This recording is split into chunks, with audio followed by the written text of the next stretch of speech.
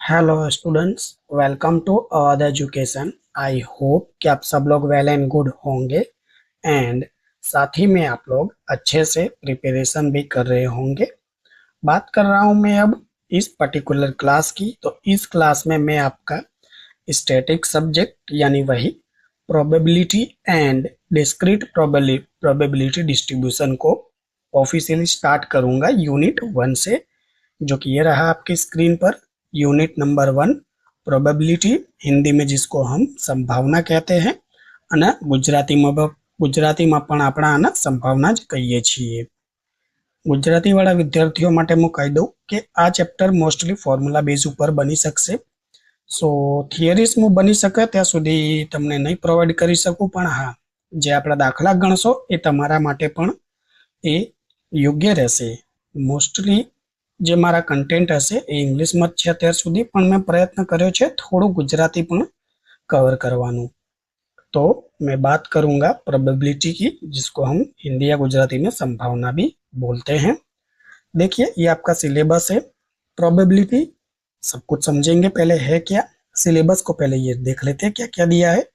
Introduction એટલે કે આનો પરિચય, ડેફિનેશન એટલે કે આની વ્યાખ્યા of, random experiment, sample space, different type of event, mathematical, statistical and axiomatic definitions of probability with their limitations, types of probability, classical, relevant, subjective, additional, multiplication rule of probability and other correlates of its conditional probabilities, numerical examples। यानी बहुत सारे concepts है यहाँ, लेकिन वो concepts को तो ठीक है, आप समझ जाओगे।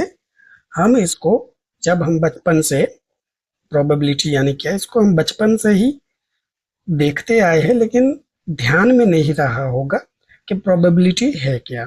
अभी आपको थोड़ा सा बचपन भी याद आएगा जिस तरह से मैं इस चैप्टर को पढ़ाने वाला हूँ।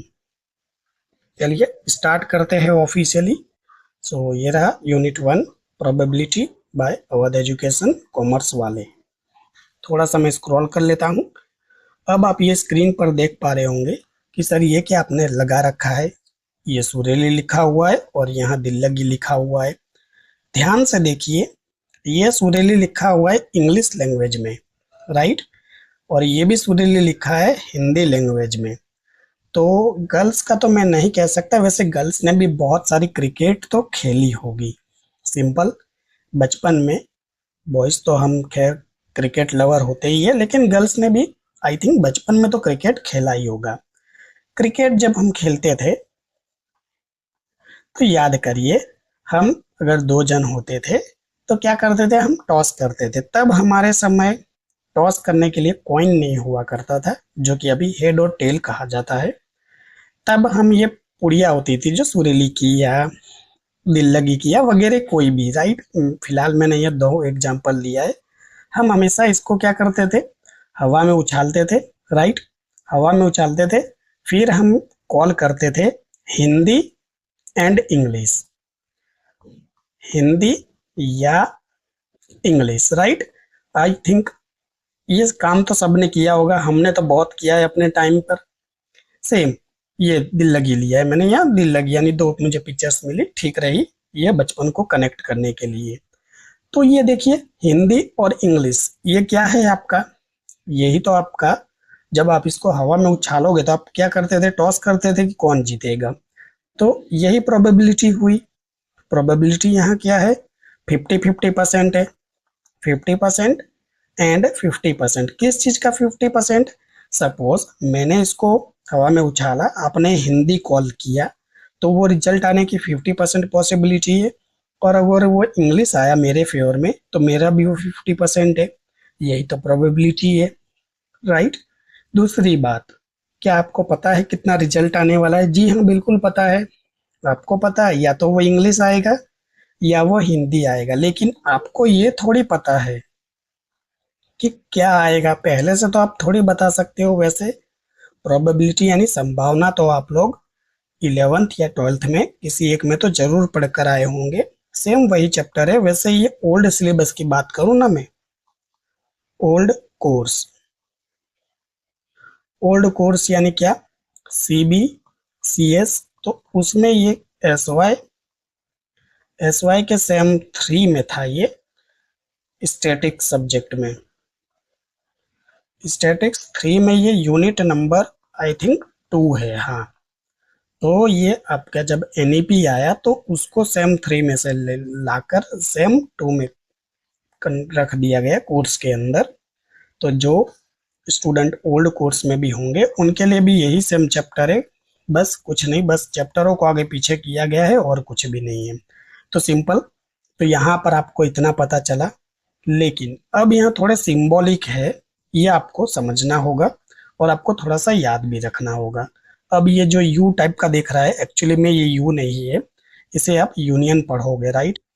अब देखिए यूनियन यानी क्या, तो देखिए ए और बी और बोथ ઓકર यानी क्या पॉसिबिलिटी है, संभावना क्या है, ગુજરાતીમાં આપણે કહીએ તો શું મળી શકે છે તમને, કાં તો એ બી મળી શકે, કાં તો બી બી મળી શકે, કાં તો બંને મળી શકે, રાइट।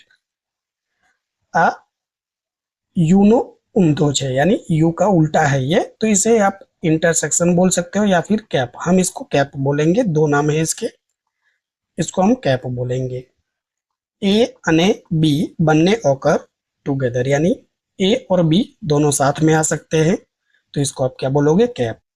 इसको क्या बोलोगे, डैश बोलोगे, राइट। ये ऊपर जैसे ऐसे टपका जैसा है ना, અને તમે શું કહેશો, ડેશ કહેશો। ઇવેન્ટ ડસ નોટ ઓકર એટલે કે આ જે ઇવેન્ટ છે એ નહીં બને, સિમ્પલ। માઇનસ તો ખેર તમને ખબર જ છે, માઇનસ એટલે શું, A occur but B does not occur यानी ए बनी सके, આવી सके, પણ बी ना આવી सके। और ये देखिए, ये इसे सबसेट बोलेंगे, राइट। ये यू कैसा है, एस तरफ से है, सी जैसा, राइट, सी जैसा है, इसे सबसेट बोलोगे आप। ए इज कंटेंट इन बी, और ये वही सी जैसा है, उसके नीचे ऐसे डैश है, तो इसे सबसेट और इक्वल बोलोगे। A is a part of B और इक्वल टू बी यानी ए जे छे ए बी नो पार्ट छे, का तो एना बरोबर पण छे। અને જો આ બિલોંગ્સ ટુ એટલે શું, આ તમને ઈ જેવો દેખાતો હશે, આ ઈ નથી, આ એક નિશાની છે જે આલ્ફાબેટ્સ નંબર છે બીજે કોઈ ભાષામાં, જે આપણે આને યુઝ કરીએ છીએ સ્ટેટિક્સની અંદર। બિલોંગ ટુ, જેને આપણે શું કહીશું, બિલોંગ ટુ કહીશું। Element belong to a set, જે સેટને શું કરશે, શો કરશે। પછી ડઝ નોટ બિલોંગ ટુ, જે आ ई जेम छे पहले આપણે વચ્ચેથી કટ કરેલું છે, इसका मतलब क्या है कि ये उसको शो नहीं करेगा, यानी element does not belong to set. અને આ 0 પછી કટ કરેલું છે, આને શું કહેવાય, નલ સેટ यानी इम्पॉसिबल इवेंट, जे કે શક્ય જ નથી, સિમ્પલ। પછી यू, यू શું डिनोट करे, यूनिवर्सल सेट છે જે, उसको क्या करता है, यू डिनोट करता है यानी ऑल पॉसिबल आउटकम्स। आ सिम्बॉल तमारा माटे थोड़ा इम्पोर्टન્ટ रहेशे, जे गुजराती विद्यार्थीओ छे तेमने बी आ सिम्बॉल आ जशे, बट हाँ तमारुं आ जे डिनोट करेलुं छे, जे मैं गुजरातीमां थोड़ुं एक्सप्लेन करवानो प्रयत्न कर्यो छे, पण अहींया मैं लख्युं नथी गुजरातीमां, सिम्पल। तो आ थोड़ुं ध्यानमां राखशो तो तमारी पण हेल्प थई शकशे। थोड़ा सा और आगे बढ़ेंगे, यस। अब यहाँ पर एक और है, P of A. P of A यानी क्या, प्रोबेबिलिटी ऑफ ए, यानी जे આપણે તમે ડિનોટ કરશો પ્રોબેબિલિટી ઓફ એ ને, જેને ચાન્સ છે, chance the event A occur, તો જે ચાન્સીસ પ્રોબેબિલિટી હશે ને, સંભાવના, એને તમે શેનાથી ડિનોટ કરશો, પી એથી ડિનોટ करशो, simple. Basic term of probability, ये कुछ इंपॉर्टेंट टर्म्स है जो आपके लिए क्या हो गया, काफी फायदे, मतलब काफी इंपॉर्टेंट है समझने के लिए। Before giving definition of probability એટલે કે સંભાવનાની આપણે વ્યાખ્યા આપીએ તેની પહેલા we shall understand certain terms, તો અમુક જે ટર્મ્સ એના તમારે સમજવું જરૂરી છે। નંબર 1 है रैंडम एक्सपेरिमेंट और ट्रायल, जे के एक्सपेरिमेंटल तमे ट्रायल कहशो। अब इसको क्या मतलब है, आइए इसको समझते हैं। An experiment which can result is any one of the several possible outcomes, it's called random experimental or trial। यानी कहने का यही मतलब है कि जितने भी आउटकम्स जो आएंगे, जितने भी एक्सपेरिमेंट आप करोगे, उसी को रैंडम एक्सपेरिमेंट और ट्रायल बोल दोगे। फॉर एग्जाम्पल, यहाँ देखिए मैंने एग्जाम्पल लिखा है, tossing of unbiased coin is an random experimental. यानी તમે એક સિક્કાને હવામાં ઉછાળો છો અને તેના ઉપરથી આવવાળી પોસિબિલિટી, જે ક્રિકેટ જોતા હશે તેમાં ખબર જ હશે બધા બોયસને કે ભારત કેટલી વાર ટોસ હાર્યું હતું, સતત 19 વાર કંઈક હતું ને। हाँ, लगातार 19 टाइम भारत टॉस हारा था, जिसकी प्रोबेबिलिटी लाखों तक कुछ गई थी। तो ऐसा तो जरूरी नहीं है कि टॉस अब उछालो ही और फिर आप जीती जाओ। 50-50 तो कहने का है, लेकिन लगातार हारने का कुछ रिकॉर्ड 19 के आसपास था, एग्जैक्ट तो डेटा मुझे नहीं याद है। एंड नंबर 2 है throwing a unbiased die is a random experimental. यानी જે પાસો છે તમે જે પાસાને ઉછાળશો તો તેના ઉપરથી આવવાવાળી સંભાવના શું છે? 1, 2, 3, 4, 5 અને 6। કોઈ બી નંબર આવી શકે છે, જે આપણે મોટા ભાગમાં આને ક્યાં લૂડો રમીએ ત્યારે અને उछाड़ता જોઈએ છીએ આપણે, बरोबर। तो उसी चीज की बात हो रही है, जब हम लूडो खेलते हैं तो ये पासे को हम उछालते हैं, उस पे आने वाली संभावना क्या है, पॉसिबिलिटीज 1, 2, 3, 4, 5 या 6। तो सिंपल इसी को रैंडम एक्सपेरिमेंटल बोल दोगे। अब इसके कुछ कैरेक्टरिस्टिक्स है, यानी एना लक्षण શું છે। Number 1, the experimental result any one of the outcome. सीधी सी बात है, जो एक्सपेरिमेंट करोगे उसमें से कोई एक रिजल्ट तो आएगा ही। सपोज आपने ये कॉइन को हवा में उछाला, या तो हेड आएगा और या तो टेल आएगा, दोनों में से कोई एक तो आएगा, ये तो आपको पता है। All possible outcomes of experimental can be described in advance but can not be known in advance. कहने का ये मतलब है कि देखिए, दो पॉसिबिलिटी से वो तो आपको पता है, या तो हेड आएगा या टेल आएगा, इतना तो आपको जरूर पता है। लेकिन आप पहले से नहीं कह सकते हो कि हेड ही आएगा या टेल ही आएगा। सिंपल, ये तो कोई नहीं जानता कि क्या रिजल्ट आने वाला है। तो ये वही बात है कि हवा में सिक्के को उछालने पर मिलने वाला परिणाम 2 होगा, लेकिन वो कौन सा होगा ये हम नहीं कह सकते हैं। The experimental can be repeated under the same conditions. अगर मान लीजिए कि परिस्थिति सेम है तो फिर इसके रिपीट होने का चांस भी पॉसिबल है। तो ये क्या हुआ, आपका रैंडम एक्सपेरिमेंट हुआ नंबर 1। थोड़ा सा मैं स्क्रॉल कर लूंगा इसको। यस, नंबर 2 है आपकी स्क्रीन पर सैंपल स्पेस। अब सैंपल स्पेस क्या है?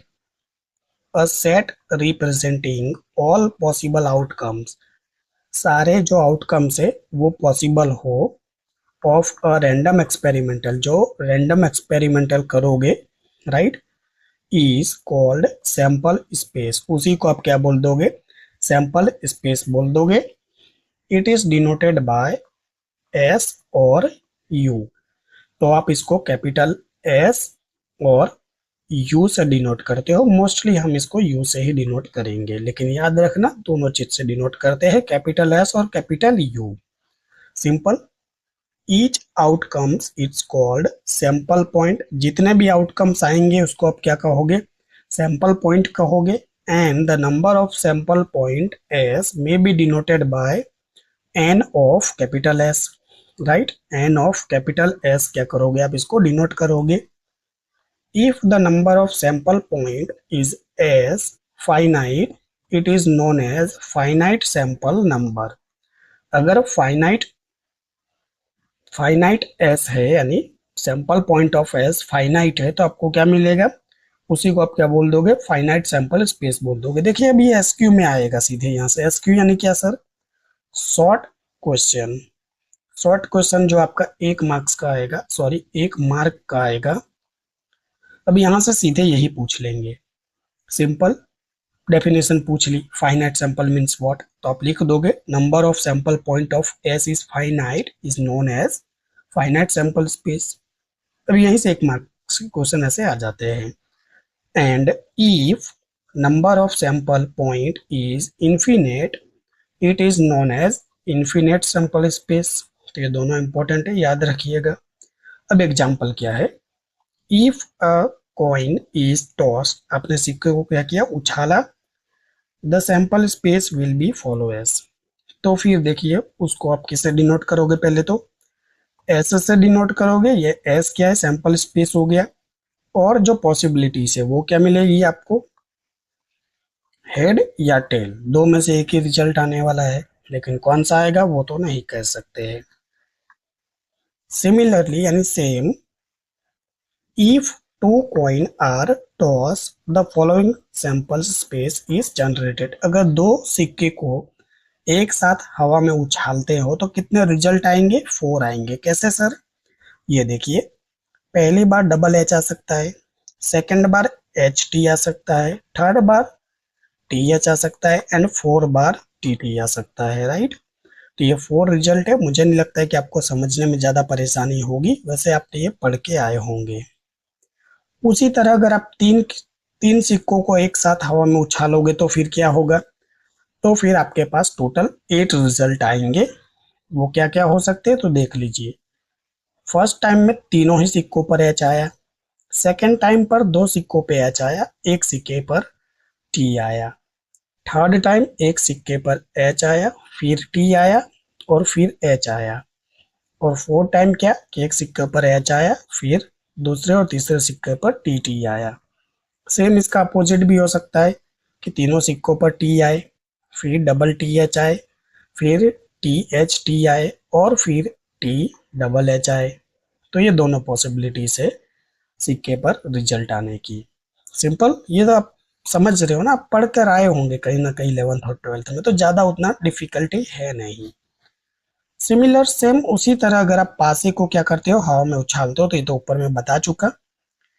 सैंपल स्पेस को आप एस से डिनोट करोगे, या फिर आप यू से भी डिनोट करते हो, कोई बड़ी बात नहीं है। और पॉसिबिलिटीज कितनी होगी तो आपको मैं बता चुका ऊपर, 1 2 3 4 5 6, ये तो हमने खेला भी है बहुत सारा। सिंपल, तो ये तो हमें रिजल्ट पता ही है।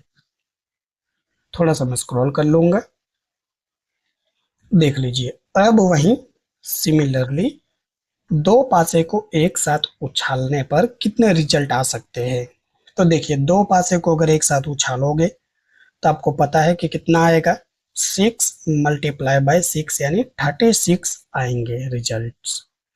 पॉसिबिलिटीज यानी रिजल्ट ही कह सकते हो आप इसको, एक तरह से रिजल्ट यानी वही पॉसिबिलिटीज।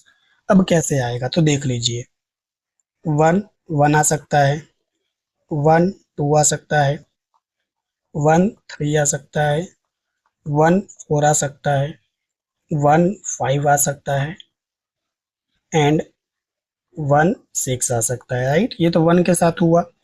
सेम 2 1 आ सकता है। इसको लिखने का देखिए बेस्ट तरीका, 3 4 5 6, सिंपल। और देखिए यहाँ पर 1 1 1 1 1, सिंपल। अब ये देखिए यहाँ पर 2, यहाँ पर भी 2, यहाँ पर भी 2, यहाँ पर भी 2, यहाँ पर भी 2, फिर ये 3 3 3 3 3, सिंपल। ये आपका 4 4 4 4 हो गया। ये आपका 5 5 5 5, ये 5 है, राइट। ये 5 हो गया। फिर आपका 6 6 6 6 6, सिंपल। और फिर ये ऊपर से जो भी है 1 1 1, ये 2 2 2 2 2, फिर ये 3 3 3 3 3, फिर ये 4 4 4 4 फिर ये आप यहाँ 5 5 5 5 5, एंड फिर यहाँ 6 6 6 6 6 लिख दोगे, राइट। हो गए 36, देख लीजिए। बताइए कितनी स्पीड से मैंने आपको ये लिख के बता दिया, एकदम सिंपल है। तो ये कितनी पॉसिबिलिटीज है, ये इतनी पॉसिबिलिटीज है। अगर दो पासों को एक साथ आप हवा में उछालोगे तो कितने रिजल्ट आएंगे? 36 आएंगे, जो आपके स्क्रीन पर मैंने आपको लिख के भी बता दिया। आई होप कि आपको ये समझ आ रहा होगा, उसमें कुछ बड़ी बात नहीं है, काफी सिंपल है। इसको हमें स्कूल से ही लिखना सिखाया था कि पहले आप काम करिए, सभी में 1 1 लिख दीजिए इस तरह से फर्स्ट डिजिट में, और फिर आप यहाँ 1 2 3 4 5 6 लिख दीजिए, और फिर सेकेंड डिजिट में 1 2 3 4 5 6 लिख दीजिए। हो गए आपके 36 सैंपल। सिंपल। तो मुझे नहीं लगता है कि आपको कुछ भी इसमें परेशानी हुई होगी। अभी ताश का पत्ते वाला भी है, कार्ड्स, वो आगे अभी आएगा तो आपको वो भी एक्सप्लेन करूंगा। थोड़ा सा और आगे बढ़ते हैं।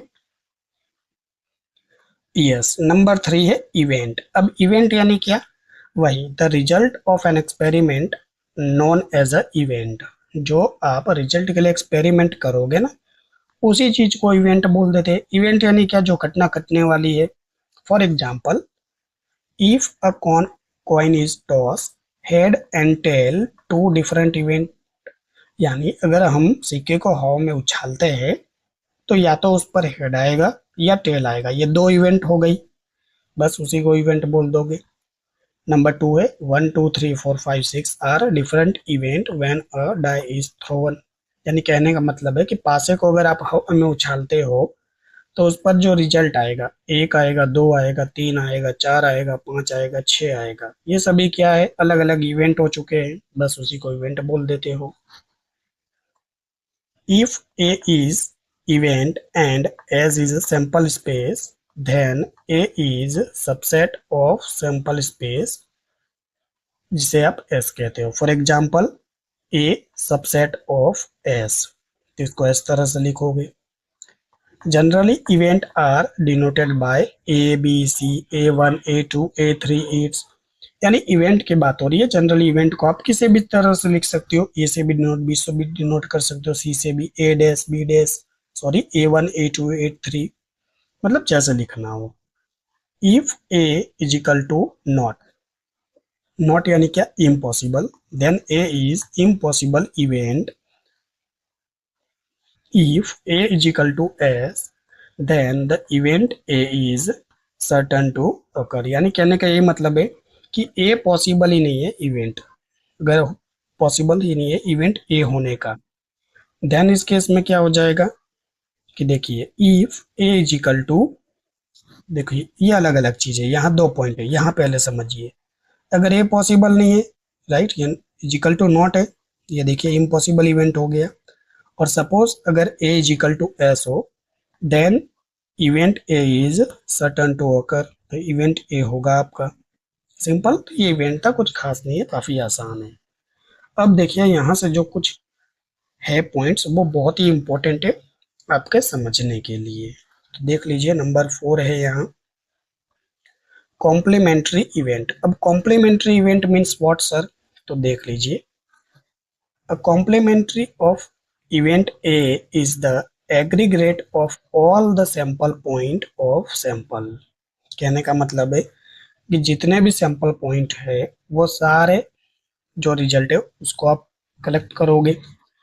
देखिए यू यानी यूनिवर्सल हो गया, और इसमें देख लीजिए ए है, ये सिंपल ए है, तो यहाँ लिखा है ना स्पेस एस। अब एस हो या यू हो, simple, which does not belong to A, जो ए को बिलोंग नहीं करेगा, and it is denoted by A dash, और ये ए ऐसे बार है, राइट, ए बार, ए के ऊपर ऐसे डैश हो ना तो उसको ए बार रीड करते हैं। तो ये ए डैश से डिनोट करोगे या फिर आप इसको ए बार से डिनोट करोगे, सिंपल। एग्जाम्पल है, देखिए, if A is an event to gathering odd number when dice is throw. A getting odd number यानी अगर पासे को उछाला, और ऑड नंबर यानी क्या? वही 1 3 5। तो ये क्या हो गया आपका? ए इवेंट हो गया, ऑड नंबर की बात हुई। Then event of not getting an odd number, that is event number is complement of a event and it is denoted by a dash और a bar। तो वही चीज अगर क्या ना मिले तो आप उसको क्या कह दोगे? a dash या a bar, सिंपल। मिले तो इससे डिनोट कर दिया, ना मिले तो किससे, ए डैश से डिनोट कर दिया। जब सम कैलकुलेट करेंगे तब और आसानी होगी। वैसे ये सारी चीजें आपने पढ़ी होगी स्कूल में, तो मुझे नहीं लगता है कि आपको ज्यादा परेशानी होगी, इसको बस रिकॉल करना है। थोड़ा सा और आगे बढ़ेंगे। यस, पॉइंट नंबर 5 है आपकी स्क्रीन पर, ये रहा point 5, union of two event. अब दो इवेंट की बात करें तो the union of two event A and B is denoted by A union B. तो आप इसको डिनोट कैसे करोगे, पहले तो ए और यूनियन यानी यू से याद रख सकते हो आप, इसे यू से याद रख सकते हो, यूनियन बी। तो यहां देख लीजिए एग्जाम्पल है कि सपोज, थोड़ा पढ़ लेते हैं फिर एग्जाम्पल बताता हूं मैं आपको। ये देखिए एग्जाम्पल है, if A is a event that student play cricket. ये जो ए है ये क्रिकेट के हो गए स्टूडेंट, और ये जो बी है किसके, हॉकी प्लेयर है, राइट। तो ये हॉकी प्लेयर हो गए।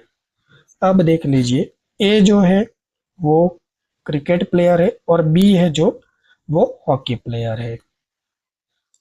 तो वही लिखा है, B is a event that student play hockey. A जो है वो क्रिकेट खेल रहे, बी जो है हॉकी खेल रहे। Then A union B represent even that student play either cricket और हॉकी और बोथ। अब देख लीजिए सपोज यहाँ अगर मैं लिख दूं 1 2 3 4 5 6 7 8, तो देखिए ये दोनों हैं जो इवेंट में हो गए ए यूनियन बी। तो जो 4 और 5 है वो तो एज ए क्रिकेटर भी है या फिर एज ए वो हॉकी प्लेयर भी है, दोनों कंसिडर, या फिर वो दोनों हो सकते हैं, बस ये रिलेशन हो गया। और इंटरसेक्शन ऑफ टू इवेंट, अब इंटरसेक्शन कहो या फिर आप इसे कैप कहो, कैप ऑफ टू इवेंट, ऊपर मैंने बताया था ना आपको, उसकी बात हो रही है। तो देख लीजिए एग्जाम्पल में वही है, A is a event of student play cricket and B is a hockey, right. अब ए है जो इसको, वही एग्जाम्पल है, लिख देता हूँ। ये जो ए है ये क्रिकेट की बात हो रही है और ये बी जो है वो हॉकी की बात हो रही है। अब देखिए B is a event of player of the hockey, okay. Then A cap B represent an event that student play cricket and hockey both. तो ये देखिए ए और ये जो बी कैप है, ये एग्जाम्पल लिखा है स्टूडेंट नंबर 1 और 2, और यहाँ देख लीजिए 4 3 और 4, यानी ये 3 और 4 देखिए दोनों में है, यहाँ ए में भी है और ये बी में भी है। तो ये जो दोनों है ये दोनों क्या कर रहे हैं, खेल ही रहे। यानी कहने का ये मतलब है कि नंबर 3 वाला स्टूडेंट और नंबर 4 वाला स्टूडेंट एज अ क्रिकेटर भी है और वो एज अ हॉकी भी है। यहाँ वो आइदर हो सकता है, देखिए आइदर है, लेकिन यहाँ तो देखिए ऐसा आइदर कुछ नहीं है, वो बस है प्लेयर, क्रिकेट के भी है और हॉकी के भी है, या दोनों है ऐसा समझ लीजिए, सिंपल। तो ये आई होप कि दोनों के बीच क्लियर हुआ होगा डिफरेंस। थोड़ा सा स्क्रॉल करता हूँ मैं। यस, कुछ और भी है छोटे छोटे से इवेंट, इनको थोड़ा सा रीड कर लेते हैं, फिर नेक्स्ट नेक्स्ट क्लास से स्टडी करेंगे। एक ही दिन में सब कुछ कंप्लीट नहीं करना है, हमें आराम से पढ़ना है। पॉइंट नंबर 7 है डिफरेंस इवेंट। डिफरेंस यानी कि अलग अलग इवेंट की बात करूं तो the difference of two event A and B is the event that A happen and B does not happen. यानी कहने का यह मतलब है कि ए इवेंट होगा और बी इवेंट आपका नहीं होगा, उसको क्या कह देते हो आप, डिफरेंस इवेंट। देखिए it is denoted by A minus B और ए कैप बी डैश, या तो आप इसको ए माइनस बी लिख दीजिए या फिर आप ए कैप बी डैश डिनोट कर दीजिए, सिंपल। नंबर 8 है एग्जीक्यूटिव इवेंट, यानी क्या, if all possible outcomes of an experimental are consider the outcomes said exhaustives, यानी जितनी भी पॉसिबिलिटीज है ना वो सारी पॉसिबिलिटीज को आप क्या कह दोगे, जितनी भी पॉसिबिलिटीज जो है मिलने वाली है उसी को आप एग्जीक्यूटिव इवेंट बोल दोगे, सिंपल। ये तो काफी आसान है। नीचे थोड़ी सी एग्जांपल भी लिखे होंगे मैंने उसी चीज का है। देखिए यहाँ एक पासा है जिसको उछाला जाता है। अब यहाँ 1 से 6 रिजल्ट पॉसिबल है, ये सभी क्या हो गए आपके एग्जीक्यूटिव इवेंट हो गए। सिंपल इवेंट की तरह है, बस एग्जीक्यूटिव यानी जितने भी पॉसिबल आउटकम्स है, कितने पॉसिबिलिटी रिजल्ट है, तो सीधी सी बात है, आपको पता ही है, एक अगर आप पासे को उछालोगे 6 बार तो 6 के 6 रिजल्ट पॉसिबल है, वहां से 1 से 6 नंबर लिखे होते हैं, वो सारे रिजल्ट पॉसिबल है। सिंपल। नंबर 9 है म्यूचुअल एक्सक्लूसिव इवेंट। थोड़ा सा स्क्रॉल कर लेता हूं मैं। यस, म्यूचुअली एक्सक्लूसिव इवेंट यानी क्या, तो देखिए, event are said to be mutually exclusive if they can't occur together, that is, occurrence of any one them prevent of occurrence of the remaining. If A and B two mutually event, then A cap B is equal to not possible। यानी कहने का यही मतलब है कि दोनों mutually event है जो साथ में क्या हो सकता है, पॉसिबल नहीं हो सकता है। इसका बेस्ट एग्जांपल क्या है, क्रिकेट खेल रहे हो, चलिए मैं और आप ही की बात कर लूं।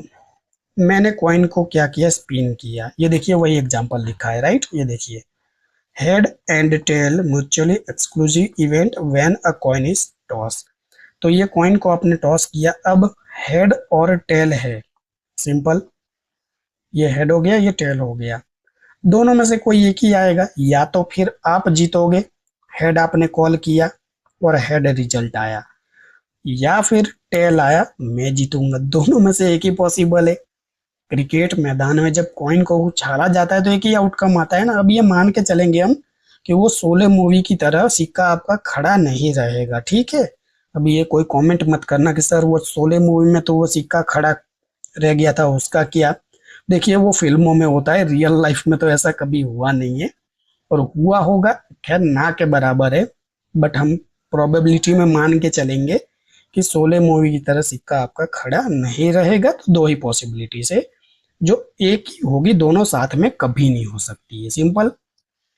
नंबर 10 है इक्वल लाइकली इवेंट यानी क्या, ये तो सीधी सी बात है, इक्वली लाइक इवेंट यानी event said to be equally like we have no reason to believe that one event is perfect preferable to the others.